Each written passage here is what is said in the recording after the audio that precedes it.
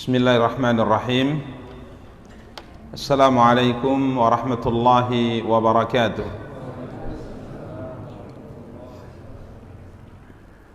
Alhamdulillahi rabbil alamin. Wal aqibatu lil muttaqin fala udwana illa 'alal zalimin. Asyhadu an la ilaha illallah wahdahu la syarika lah. Wa ashhadu anna Muhammadan abduhu wa rasuluh. Salawatu rabbi wa salamuhu alaihi wa ala alihi wa ashabihi wa man ihtada bihadyihi wa istanna bisunnatihi ila yaumiddin. وسلم تسليما كثيرا أما بعد. إخواني وأخواتي kaum muslimin, kaum muslimat rahimani wa rahimakumullahu jami'a. Alhamdulillah, puji dan syukur senantiasa kita ucapkan untuk Allah Subhanahu wa ta'ala. Salawat beserta salam semoga senantiasa dilimpahkan oleh Allah untuk junjungan dan panutan kita Nabi Allah yang mulia Muhammad sallallahu alaihi wasallam. Ikhwani wa akhawati kaum muslimin, kaum muslimat rahimani wa rahimakumullahu jami'ah. Pada kesempatan yang berbahagia kali ini kita akan kembali mencoba untuk membaca dan menjelaskan kitab Riyadhus Shalihin karya Imam Abu Zakaria Yahya bin Sharaf An-Nawawi rahimahullahu ta'ala, yang alhamdulillah pada pertemuan yang lalu kita telah menyelesaikan pembahasan bab ke-16 dari kitab Riyadhus Shalihin, bab perintah menjaga sunnah Nabi sallallahu alaihi wasallam dan adab-adabnya. Dalil yang terakhir yang dibawakan oleh penulis adalah athar yang dibawakan oleh Ibnu Rabi'ah. Beliau bercerita bahwa beliau pernah melihat Umar bin Khattab radhiyallahu ta'ala anhu yuqabbilul hajar, yakni al-aswad. Beliau pernah melihat Umar bin Khattab radhiyallahu anhu tatkala tawaf, beliau mencium batu, yakni batu hitam, hajar aswad, yang ada di salah satu di antara sudut Ka'bah. Wa yaqul, dan tatkala beliau mencium hajar aswad tersebut, beliau berkata, yakni Umar bin Khattab, inni a'lamu annaka hajarun ma tanfa'u wa la tadurru walaula anni ra'aitu Rasulullah sallallahu alaihi wasallam yuqabbiluka ma qabbaltuka. Sesungguhnya aku tahu engkau adalah sebuah batu, ma tanfa'u wa la tadur, yang tidak bisa memberi manfaat dan tidak bisa menimpakan mudarat atau bahaya. Ya, sebongkah batu sekalipun mulia, batu yang disebutkan dalam sebagian riwayat dibawa dari surga Allah Subhanahu wa ta'ala, akan tapi tetap dia adalah batu yang tidak bisa memberi manfaat dan tidak bisa menimpakan mudarat. Walaula anni ra'aitu Rasulullah sallallahu alaihi wasallam yuqabbiluka ma qabbaltuka. Kalaulah bukan karena aku dahulu pernah melihat Rasulullah sallallahu alaihi wasallam di saat tawaf menciummu, niscaya aku tidak akan menciummu. Ya, ini menunjukkan bahwa mencium hajar aswad tujuannya adalah al-iqtida bin Nabi sallallahu alaihi wasallam, mencontoh dan mengikuti petunjuk Nabi sallallahu alaihi wasallam, bukan yang lainnya. Karenanya apa yang disentuh dan dicium dari Ka'bah tersebut oleh Rasulullah, maka itulah yang disentuh dan dicium. Apa yang tidak disentuh dan tidak dicium oleh Rasulullah di saat tawaf dari bahagian Ka'bah, maka itu tidak dicium dan tidak juga disentuh. Ya, sebagaimana pada pertemuan yang lalu kita bawakan sebuah athar tatkala Muawiyah bin Abi Sufyan radhiyallahu taala anhuma tawaf bersama dengan Abdullah bin Abbas radhiyallahu taala anhuma, di mana Abdullah bin Abbas dari sisi keilmuan lebih luas, ya, lebih dalam dibanding Muawiyah bin Abi Sufyan radhiyallahu taala anhum wa ardhahum. Maka Muawiyah bin Abi Sufyan kala itu mengusap, memegang, menyentuh semua sisi Ka'bah, ya, memegang dan menyentuh semua sisi Ka'bah. Tidak ada satu sisi Ka'bah pun kecuali disentuh olehnya.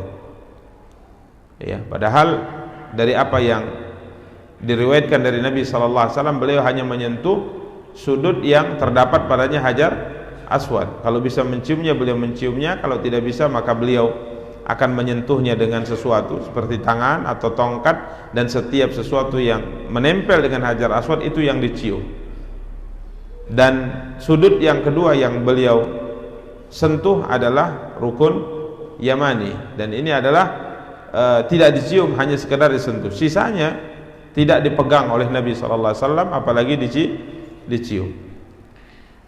Karenanya tatkala Abdullah bin Abbas radhiyallahu taala anhuma melihat apa yang dilakukan oleh Muawiyah, maka Abdullah bin Abbas kala itu mengatakan Rasulullah sallallahu alaihi wasallam tidak mencium kecuali Hajar Aswad, sudut yang terdapat padanya Hajar Aswad, dan tidak menyentuh kecuali rukun Yamani. Sisanya tidak ada disentuh apalagi dicium oleh Rasulullah SAW.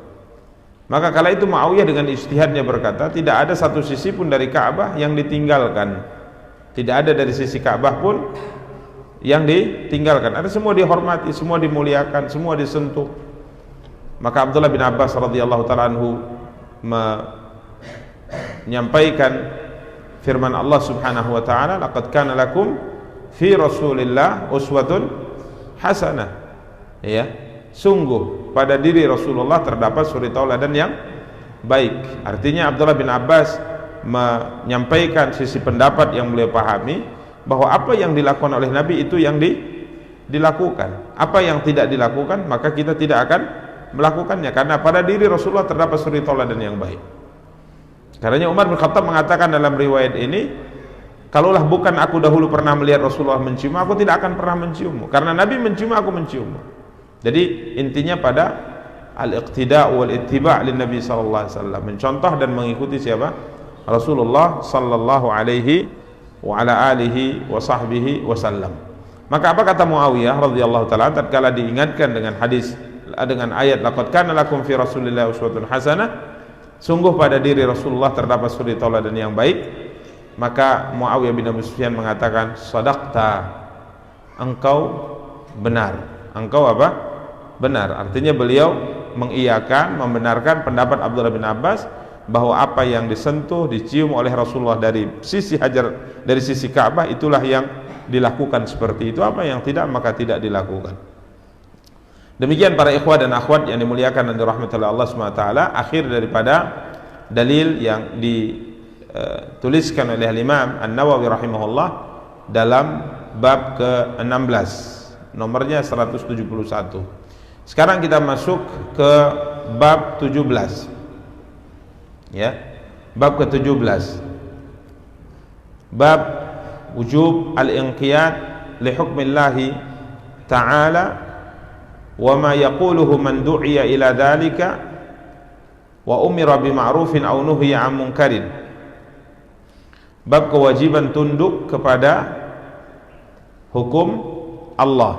Bab kewajiban tunduk kepada hukum Allah Subhanahu wa taala, dan bagaimana sikap yang mesti dilakukan oleh seseorang yang diajak kembali kepada hukum Allah, diperintahkan kepada ma'ruf, kebaikan, dan dilarang dari perbuatan yang mungkar. Apa sikap seseorang tatkala ada seorang yang mengajaknya kembali kepada hukum Allah? sikap seseorang tatkala diajak untuk melakukan kebaikan yang ma'ruf dalam timbangan syariat, dan apa sikap seorang tatkala dilarang dari perbuatan mungkar. Ya, ini para ikhwah dan akhwat bab ke-17 yang disebutkan oleh Al-Imam An-Nawawi rahimahullah. Dalil yang pertama yang beliau bawakan dalam bab ini adalah sebuah ayat yang difirmankan oleh Allah dalam surat An-Nisa ayat 65. Allah berfirman, A'udzu billahi minasyaitonir rajim, "Fala wa rabbika la yu'minun hatta yuhakkimuka fima shajara bainahum, thumma la yajidu fi anfusihim harajan mimma qadaita wa yusallimu taslima." Maka demi Rabbmu, maka demi Tuhanmu, la yu'minun, mereka tidak beriman, hatta yuhakkimuka fima shajara bainahum, hingga mereka menjadikan engkau ya Muhammad sebagai hakim dalam perkara yang mereka perselisihkan. Jadi Allah SWT menafikan iman dari orang-orang yang mengatakan atau mengaku bahwa ia telah beriman. Allah nafikan keimanan dari mereka sampai apabila mereka mampu atau mau menjadikan Rasulullah SAW sebagai hakim. Hakim artinya pemutus, penentu mana yang salah, mana yang benar dari perkara yang diperselisihkan oleh mereka. Jadi orang-orang yang tidak mau menjadikan Rasulullah SAW sebagai hakim, sebagai penentu kebenaran atau kesalahan dalam perkara yang diperselisihkan oleh mereka, maka Allah tabaraka wa taala mengatakan la yu'minun, mereka tidak dikatakan apa? Beriman. Bahkan bukan hanya sekedar mau menjadikan beliau sallallahu alaihi wasallam sebagai hakim dalam perkara yang diperselisihkan, thumma la yajidu fi anfusihim harajan mimma qadaita, kemudian mereka tidak merasa keberatan. Jadi mau menjadikan Nabi sebagai pemutus dalam perkara yang diperselisihkan, dan tatkala diputuskan oleh beliau tidak ada rasa apa? Keberatan dalam hati mereka terhadap putusan yang kamu berikan. Jadi tidak ada ganjalan, tidak ada rasa berat. Kemudian Allah mengatakan wa yusallimu taslima, dan mereka menerima dengan sepenuhnya, tidak ada ganjalan sama sekali, apalagi menolak. Ayat ini pernah kita bacakan pada bab sebelumnya, disebutkan oleh Zubair bin Awam radhiyallahu ta'ala anhu bahwa ayat ini turun tentang beliau tatkala berselisih dengan tetangga beliau dari kalangan Ansar yang sama-sama memiliki kebun yang berdampingan. Jadi Zubair bin Awam punya kebun, tetangganya Ansar punya kebun, kebunnya berdampingan, ya, bertepatan. Kebun mereka, kebun kurma ini butuh air, ya, butuh apa? Air.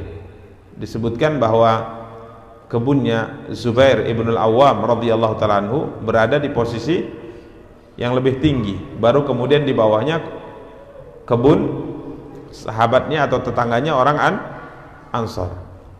Maka secara sunnatullah yang namanya air tadi mengalir dari atas ke bawah, karena kebun Zubair bin Awwam berada di posisi atas, baru kemudian kebun Ansar, tentunya air tadi mengalir ke kebun siapa? Zubair bin Awwam radhiyallahu ta'ala. Maka Zubair bin Awwam radhiyallahu ta'ala anhu berusaha untuk menahan terlebih dahulu air ini untuk mengairi kebunnya, ya, untuk mengairi apa? Kebunnya. Baru kemudian tatkala kebunnya sudah mencukupi, ya, pengairannya, maka air tadi pun secara otomatis akan mengalir ke kebun berikutnya, ke kebun tetangganya. Ini normal, ya, seperti ini. Karena itu biasanya kebun yang paling ujung mendapatkan air kurang biasanya, kalau apa istilahnya, jumlah airnya itu tidak mencukupi. Ini sunnatullah memang seperti ini. Air itu akan mengalir dari atas ke bawah. Tetangga Zubair bin Awwam, sahabat Ansar ini melarang Zubair untuk menahan air, lepaskan saja gitu, ya. Zubair mengatakan bahwa saya butuh, setelah kebun saya tersirami, saya akan biarkan air tadi mengalir ke kebunmu. Dia tidak terima. Akhirnya keduanya pun datang kepada siapa? Rasulullah SAW. Mana ini berselisih, ini datang kepada Rasulullah. Maka Nabi SAW berkata setelah mendengar argumentasi dari Zubair bin Awam, argumentasi dari tetangganya sahabat Ansar, dan memang posisi kebunnya sebagaimana yang saya sebutkan tadi, maka Rasulullah SAW mengatakan kepada Zubair, ya sudah, kalau demikian sirami kebunmu terlebih dahulu, tapi secukupnya. Secukupnya artinya jangan terlalu terlalu banyak gitu. Jadi sekedarnya, artinya sudah basah, kemudian alirkan langsung. Ya, padahal pada dasarnya sampai kebutuhannya tercukupi, maka ini sebenarnya tidak ada masalah, karena memang begitulah kondisinya. Ya, tapi Nabi SAW ingin memberi keputusan yang tentunya pertengahan, ya. Zubair bin Awam tidak terzalimi dan tetangga Ansar tetap mendapatkan air tidak terlalu lama. Ya, artinya secara keputusan Nabi SAW masih mengizinkan kepada Zubair bin Awam radhiyallahu taala untuk menahan air beberapa saat. Tahan air beberapa saat, tapi jangan terlalu lama. Ya, ala kadarnya saja, kemudian alirkan langsung ke tetanggamu. Padahal yang diinginkan oleh sahabat Ansar tadi nggak usah ditahan-tahan, biarkan aja ngalir. Ya, nggak usah ditahan-tahan dulu, alirkan aja langsung. Ya, maka tatkala keputusan itu disampaikan oleh Nabi SAW, maka sahabat Ansar tadi tidak terima. Dia mengatakan, apakah engkau memberi keputusan ini karena dia adalah anak bibimu? Ya, karena ini sepupumu ya ini, ya gitu. Karena Zubair bin Awam radhiyallahu taala anhu adalah anak dari Safiyah binti Abdul Muttalib, bibinya Nabi kita yang mulia sallallahu alaihi wasallam. Maka Nabi marah dengan ungkapan sahabat ini. Maka Nabi sallallahu alaihi wasallam mengatakan, wahai Zubair, tahan saja air tadi sampai kembali lagi ke atas. Jadi artinya ambil hakmu secara penuh, jangan setengah. Ambil secara penuh sampai airnya penuh di kebunmu, baru biarkan dia mengalir dengan sendiri ke bawah. Maka Allah SWT turunkan firman-Nya, fala wa rabbika la yu'minuna hatta yuhakkimuka fima syajara bainahum thumma la yajidu fi anfusihim harajan mimma qadaita wa yusallimu taslima. Maka demi Tuhanmu, mereka tidak beriman hingga mereka menjadikan engkau ya Muhammad sebagai hakim dalam perkara yang mereka berselisihkan, kemudian mereka tidak merasa keberatan dalam hati mereka terhadap putusan yang kamu berikan, dan mereka menerima dengan sepenuhnya. Demikian para ikhwah dan akhwat, ini masuk dalam bab sebagaimana disebutkan oleh Imam Nawawi, bab kewajiban tunduk kepada hukum Allah. Bab kewajiban tunduk pada hukum Allah. Jadi kalau seandainya Allah sudah berfirman, Nabi sudah bersabda, istilah para ulama fa'ala ra'si wal ain, kita terima sepenuhnya, tidak ada penolakan sama sekali, karena masalahnya adalah ini adalah firman Allah dan sabda siapa? Rasulullah sallallahu alaihi wa ala alihi wa sahbihi wasallam. Apa kata Imam Malik rahimahullah? Kullun yu'khadhu min qawlihi wa yurad illa sahib hadzal qabr. Setiap ucapan, setiap perkataan itu bisa ditolak, bisa diterima. Cocok di kamu ambil, nggak cocok buang atau ditolak. Kecuali perkataan orang yang ada di kuburan ini sembari menunjuk kepada kuburan siapa? Rasulullah. Ya. Perkataan siapapun boleh kita terima, boleh kita tolak, kecuali perkataan Allah dan Rasulnya. Itu wajib diterima, tidak boleh apa? Ditolak. Ya, wajib diterima, tidak boleh ditolak. Demikian para ikhwah dan akhwat yang dimuliakan dan dirahmati oleh Allah Subhanahu wa taala. Kemudian dalil yang kedua yang dibawakan oleh Imam Nawawi rahimahullah, firman Allah Subhanahu wa taala dalam surat An-Nur ayat 51. Allah berfirman, "Innama kana qaulal mu'minina idza du'u ila Allahi wa rasulihi liyahkuma bainahum ay yaqulu sami'na wa ata'na wa ulaika humul muflihun." Sesungguhnya jawaban orang-orang yang mukmin, ya, orang-orang yang beriman, ucapan yang pantas mereka ucapkan, yang seharusnya keluar dari lisan mereka bila mereka diajak kepada Allah dan kepada Rasulnya, agar Rasulullah memutuskan perkara di antara mereka, seharusnya keluar dari mulut mereka adalah ucapan sami'na wa ata'na, kami dengar dan kami taat. Ya, kami dengar dan kami taat. Jadi didengar dan ditaati, bukan didengar tapi tidak ditaati, apalagi tidak mau mendengar, ini lebih berbahaya. Ya, ini ucapan orang yang beriman apabila diseru untuk kembali kepada Allah dan Rasulnya agar keduanya memutuskan sebuah hukum dari perselisihan yang terjadi di kalangan kita, maka tidak ada ucapan yang layak keluar dari mulut seorang muslim dan muslimah kecuali mengatakan sami'na wa ata'na, kami dengar dan kami taat. Kemudian Allah mengatakan wa ulaika humul muflihun, dan mereka itulah orang-orang yang beruntung. Makanya para ikhwah dan akhwat yang dimuliakan dan dirahmati Allah, apapun yang difirmankan oleh Allah, apapun yang disampaikan oleh Nabi SAW, maka kita lihat sikap para sahabat adalah seperti ini, sami'na wa ata'na. Sekalipun kadangkala keputusan itu bagi jiwa mereka itu agak berat,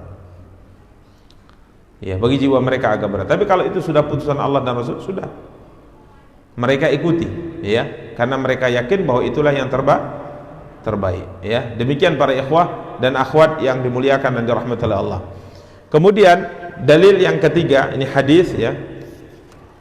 Jadi ada 3 dalil. Dalil yang pertama dari Al-Qur'an, surah An-Nisa 65. Kemudian dalil yang kedua surat An-Nur ayat 51. Kemudian dalil ketiga dari hadis, ya, agak panjang ini hadisnya. Kita baca. Tatkala turun firman Allah Subhanahu wa taala akhir surat Al-Baqarah. Jadi ayat-ayat terakhir dalam surat Al-Baqarah ini adalah firman Allah yang istimewa yang Allah berikan kepada Nabi kita yang mulia SAW. Bahkan beliau membanggakan, ya, membanggakan sebuah keistimewaan yang Allah berikan kepada beliau yang tidak diberikan pada nabi-nabi sebelum beliau adalah diantaranya beliau diberikan oleh Allah fawatiha surat Al-Baqarah. Beliau diberikan ayat-ayat penutup dalam surat Al-Baqarah, ayat-ayat penutup dalam surat Al-Baqarah. Ini diantara keagungan daripada ayat-ayat terakhir yang dengannya Allah menutup surat apa? Surat Al-Baqarah.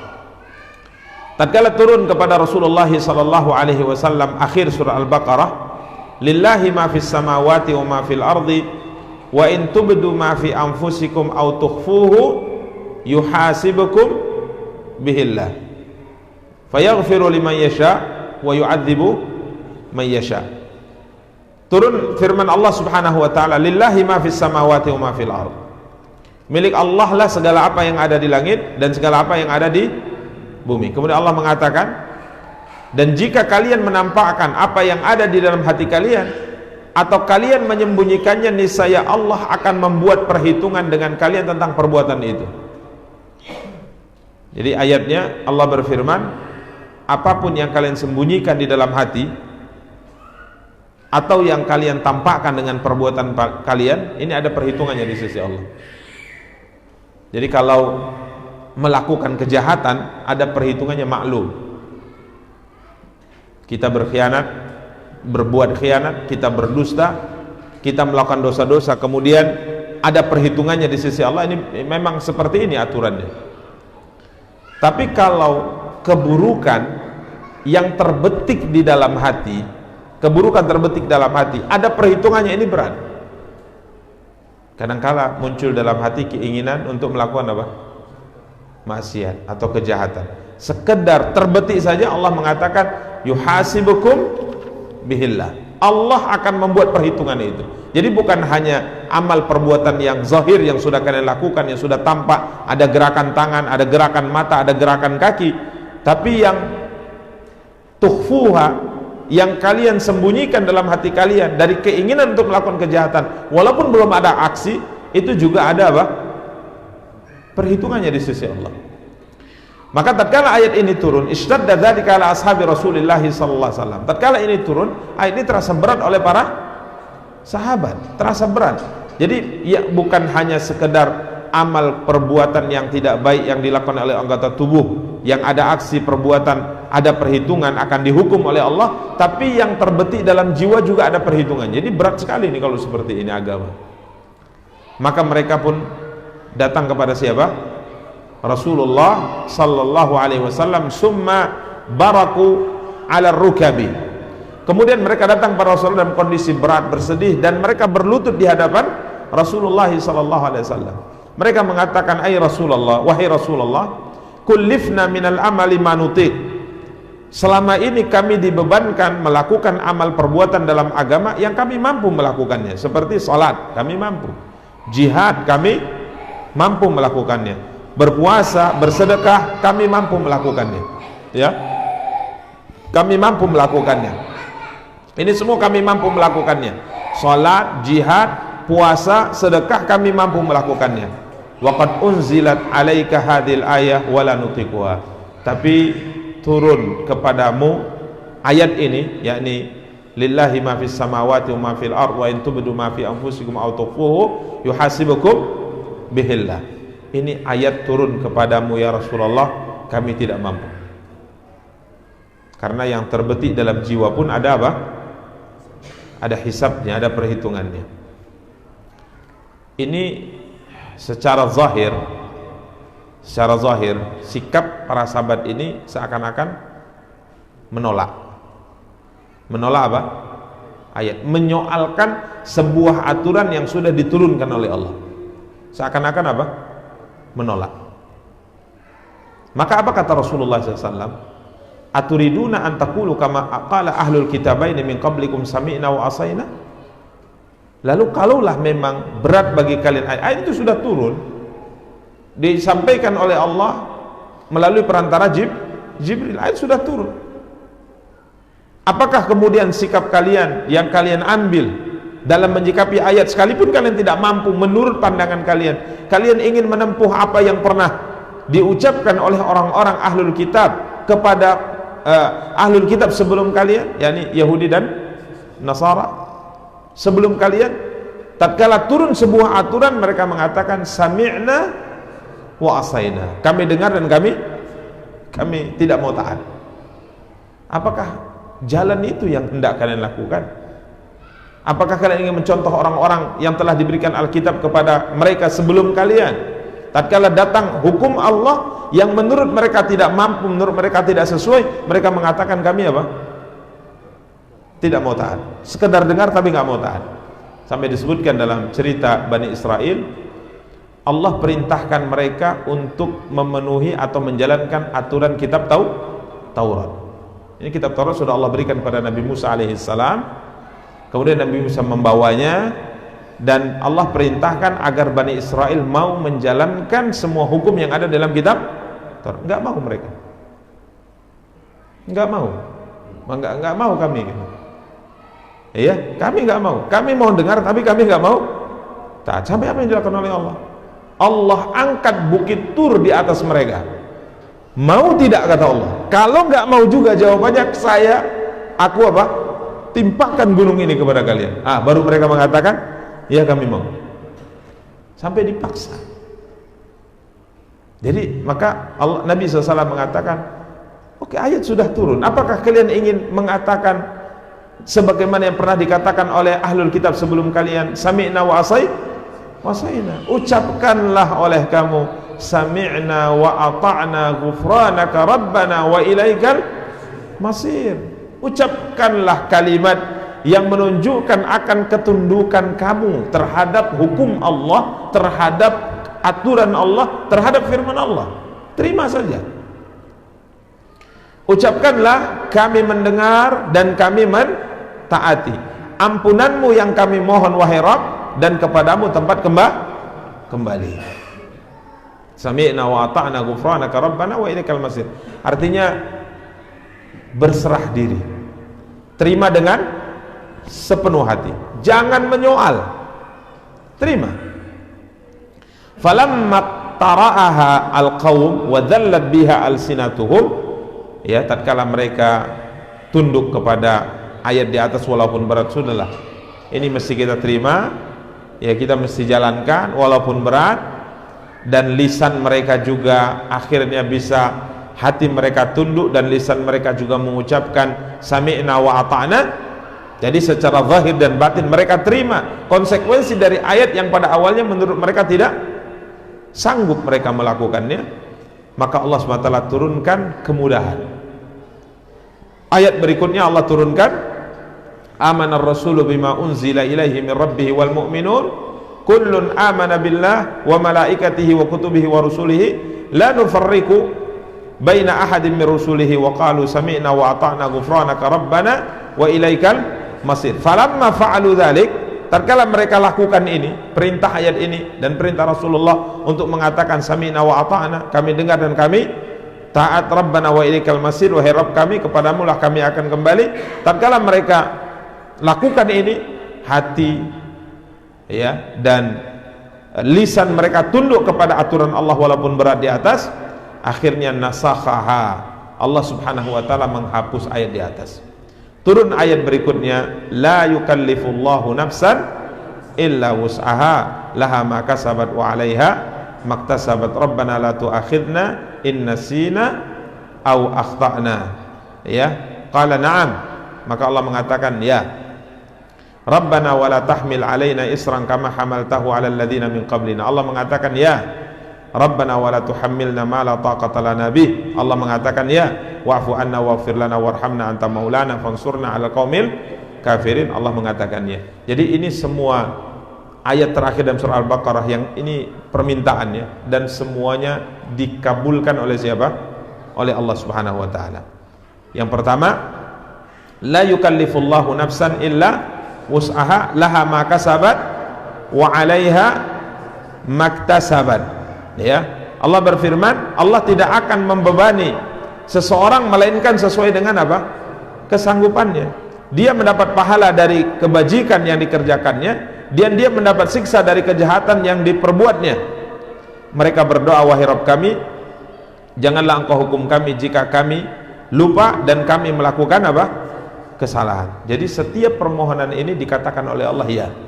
Jadi tatkala kaum muslimin, para sahabat mengatakan Rabbana la tu'akhidna in nasina aw akhtana, ya Allah jangan engkau hukum kami tatkala kami melakukan kesalahan karena lupa atau karena kami tidak tahu kalau itu salah, jangan hukum kami. Jadi kalau ada sesuatu yang kau perintahkan kami lupa mengerjakannya, jangan hukum kami. Kalau ada sesuatu yang engkau haramkan kami kerjakan karena kami lupa, maka jangan engkau hukum kami. Atau kami meninggalkan sesuatu yang kau perintahkan, kami tidak tahu kalau itu adalah kewajiban, atau kami melakukan perkara yang haram dan kami tidak tahu kalau itu haram, ya Allah jangan hukum kami. Maka apa jawaban Allah? Ya, saya kabulkan permintaan kalian. Makanya dalam Islam kalau lupa, ini pembahasannya tidak masuk dalam catatan. Atau kalau tidak tahu, ini tidak masuk dalam pembahasan. Ya, pena hitungan itu diangkat terhadap orang yang lupa dan terhadap orang yang tidak tahu. Makanya kalau puasa lupa makan minum berdosa tidak? Enggak berdosa. Bahkan itu rezeki yang Allah anugerahkan. Tapi nggak mungkin rezekinya tiap hari. Nah, berdoa ya Allah tiap hari kasih rezeki saya gitu. Dia tiap hari lupa. Nah ini kalau sudah pikun berarti seperti itu ya. Berarti orang pikun tidak wajib apa? Tidak wajib puasa. Jadi kalau sudah pikun tidak wajib puasa. Nah, enggak perlu juga anak-anak mengingatkan orang tuanya yang sudah pikun untuk apa? Puasa. Nanti capek sendiri kita mengingatkannya. Taib.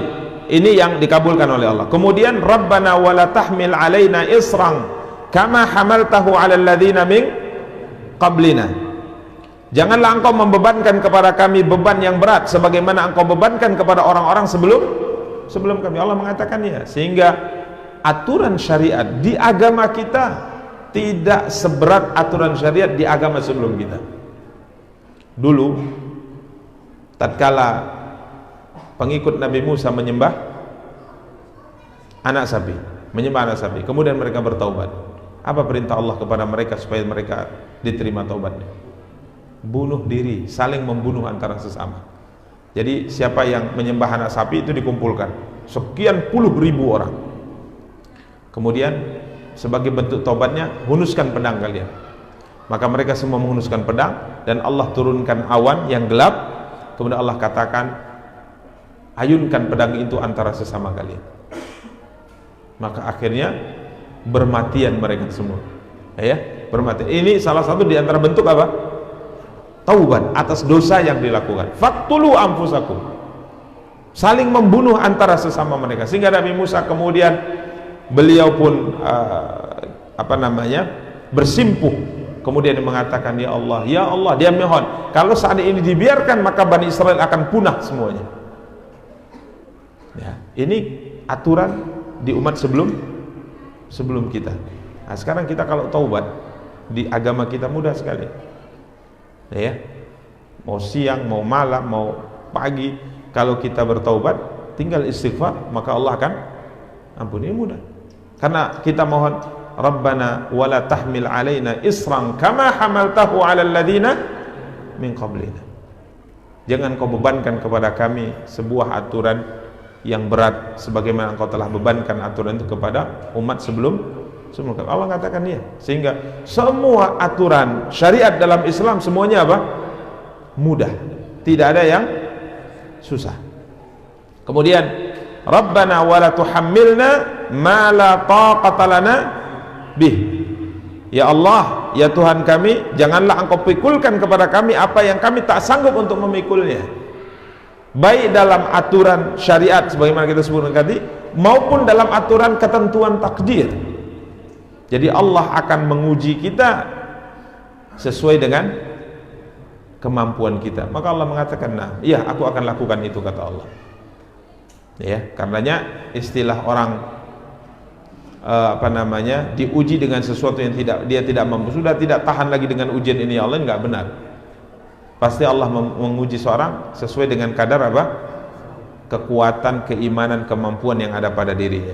Kemudian wa'fu anna waghfir lana warhamna anta maulana fansurna 'alal qaumil kafir. Ya Allah, maafkanlah kami, ya Allah ampunilah kami, ya Allah rahmatilah kami, ya Allah tolonglah kami ya atas orang-orang kafir, karena sesungguhnya engkau adalah penolong kami. Maka Allah mengatakan ya, kata Allah. Jadi kita mohon ampunan, kita mohon maaf, kita mohon rahmatnya, kita mengatakan engkau adalah penolong kami, tolong kami atas orang-orang kafir. Allah mengatakan apa? Ya, saya akan lakukan. Karenanya Nabi SAW mengatakan telah diberikan kepadaku, akhir surat apa? Al-Baqarah. Ini ayat yang sangat luar biasa yang diberikan oleh Allah Subhanahu wa taala kepada Nabi yang mulia sallallahu alaihi wasallam. Intinya, apapun yang difirmankan oleh Allah, apapun yang disabdakan oleh Nabi SAW, tidak ada yang pantas keluar dari lisan kita kecuali apa? Sami'na wa ata'na. Jangan bantah. Jangan bantah. Ya, kalau sudah Allah berfirman, Nabi bersabda, disampaikan kepada kita, sudah sami'na wa ata'na. Jangan coba-coba membantahnya. Karena membantahnya adalah kebinasaan. Membantahnya adalah kebinasaan. Demikian para ikhwah dan akhwat yang dimuliakan dan dirahmati Allah. InsyaAllah pada pertemuan berikutnya setelah Ramadan, kita akan lanjutkan pembahasan kita bab ke 18, bab larangan terhadap bid'ah dan ajaran agama yang dibuat-buat. InsyaAllah kita akan bacakan beberapa dalil yang dibawakan oleh Al-Imam An-Nawawi rahimahullahu ta'ala dalam karya beliau ini. InsyaAllah kita akan lanjutkan pembahasan. Semoga Allah SWT memberikan pada kita kesehatan, memberikan kepada kita kekuatan, memberikan pada kita panjang umur, sehingga kita bisa beribadah kepada Allah di bulan Ramadan dengan maksimal, dan kita bisa bertemu lagi insyaallah nanti setelah Ramadan. Amin ya rabbal alamin. Demikian para ikhwah dan akhwat yang dimuliakan dan dirahmati Allah, kita cukupkan dengan doa kafaratul majlis. Subhanakallahumma bihamdika asyhadu an la ilaha illa anta astaghfiruka wa atubu ilaik. Wassalamualaikum warahmatullahi wabarakatuh.